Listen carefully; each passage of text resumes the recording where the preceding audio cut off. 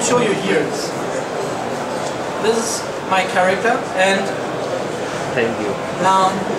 We don't have any levels in the game. No levels? No levels at all? No levels. So it's not like in World of Warcraft where you level your character from 1 to 80 and get some skill points and some skills each level.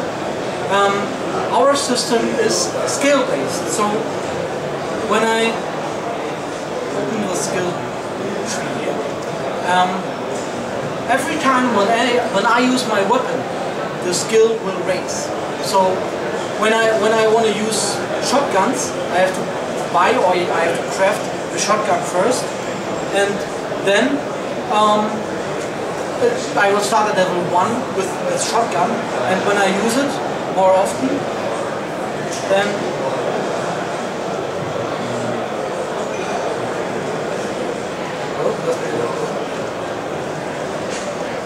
when I use it more often like this, my skill pace increased now to 11 because I used my rifle skill. And when I don't use this weapon anymore, this skill will go down. So to 1 or to 0. It always depends on how often. That's a bug. Please cut it out.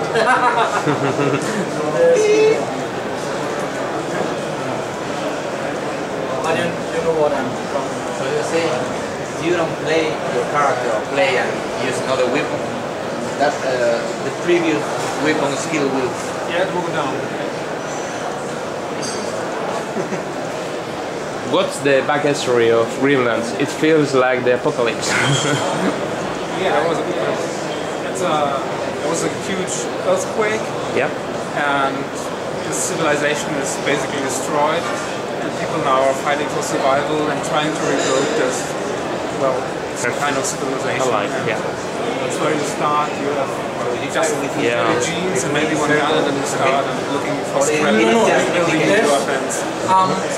The fighting system is that we have some auto aiming assistant, but we also have hit zones.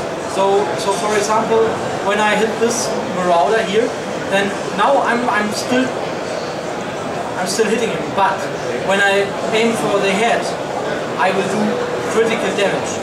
When I hit the arms, it may happen that he will drop down his weapon. When I hit his leg, then he will slow down. I have to heal myself.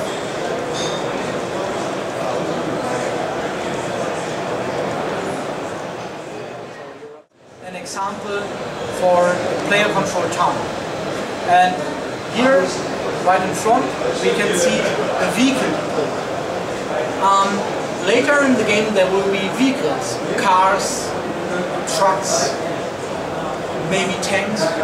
We don't know yet. I want to have tanks in the game. So that's why I say it here, because when you write down there will be tanks, maybe they will put in some tanks.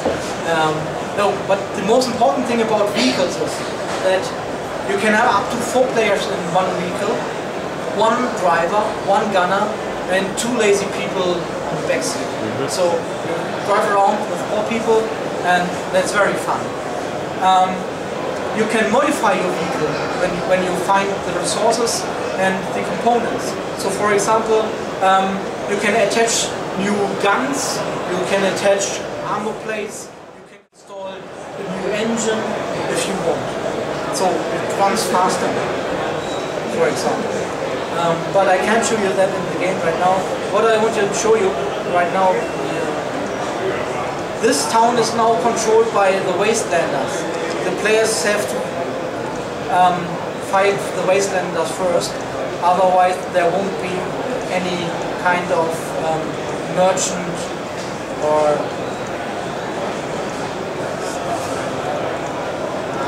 run bus.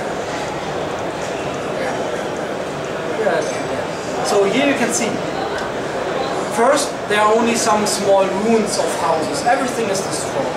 And players now have the task to rebuild these houses. So you can see here, there's some, well, nice house for Grimlands, because everything is destroyed. Then we have some, yeah, they are not really built already, but they are working on it. And here are some examples for nearly finished houses. In a city like this, you can have